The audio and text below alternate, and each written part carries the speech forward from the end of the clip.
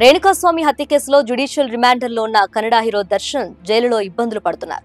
జైల్లో పరిస్థితులపై ఆవేదన వ్యక్తం చేస్తూ దయచేసి విషయం ఇవ్వాలంటూ జైల్లో ఇలాగే బతకాలని లేదంటూ బావురుమన్నాడు. మంగళవారం 64వ సిటీ సివిల్ అండ్ సెషన్స్ కోర్టులో వీడియో కాన్ఫరెన్స్ ద్వారా న్యాయమూర్తి ఎదుట హాజరైన దర్శన్ తన శారీరక మానసిక స్థితి చాలా దిగజారిపోయిందని వాపోయాడు. చాలా రోజులుగా సూర్యరశ్మిని చూడలేదని, జైల్లో ఫంగస్ భయాన్ని కలిగిస్తుందని చెప్పాడు.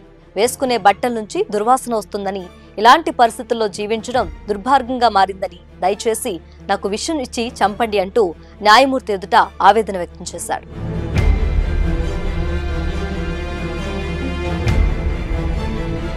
దీనిపై స్పందించిన న్యాయమూర్తి అలాంటివి చేయటం కుదరదని, అది సాధ్యం కాదు అని స్పష్టం చేశారు. 2024 జూన్లో ఓ హత్య కేసులో దర్శన్ను పోలీసులు అరెస్ట్ చేశారు. అతని సన్నిహితురాలైన పవిత్ర గౌడకు అభిమాని రేణుకాస్వామి అసభ్య మెసేజ్లు పంపాడనే కారణంతో అతన్ని కిడ్నాప్ చేసి హత్య చేశారు. ఈ కేసులో దర్శన్ ప్రధాన నిందితుడిగా ఉన్నాడు. ఈ కేసులో గతంలో కర్ణాటక హైకోర్టు దర్శన్కు షరతులతో కూడిన బెయిల్ మంజూరు చేసినా సాక్షులను ప్రభావితం చేసే అవకాశం ఉందన్న కారణంతో సుప్రీంకోర్టు ఈ ఏడాది ఆగస్టు 14న ఆ బెయిల్ను రద్దు చేసింది. పైగా జైల్లో ఆయనకు ప్రత్యేక సదుపాయాలు ఇవ్వకూడదని కూడా ఆదేశించింది.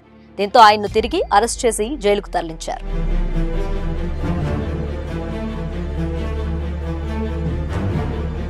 తాజాగా విచారణలో భాగంగా 13, 14 నిందితులు దాఖలు చేసిన డిశ్చార్జి పిటిషన్లు కోర్టు పరిశీలించింది. తదుపరి అభియోగాల నమోదు ప్రక్రియను సెప్టెంబర్ 19వ తేదీకి వాయిదా వేసింది. దర్శన్ తనను బళ్ళారి జైలుకు తరలించవద్దని, తాను ఉన్న జైల్లో కనీసం మంచం, పరుపు వంటి సౌకర్యాలు కల్పించాలని కోర్టును అభ్యర్థించారు. తన ఆరోగ్య పరిస్థితుల్లో కొంత ఉపశమనం లభించాలనే అభిలాషతో తన మనోవేదనను న్యాయమూర్తికి వెల్లడించారు. ఈ సందర్భంగా చట్టానికి ఎవరూ అతీతులు కారని, కస్టడీలోనూ దర్శన్కు ఎలాంటి ప్రత్యేక వసతులు కల్పించాల్సిన అవసరం లేదని జైలు అధికారులను ఆదేశించింది.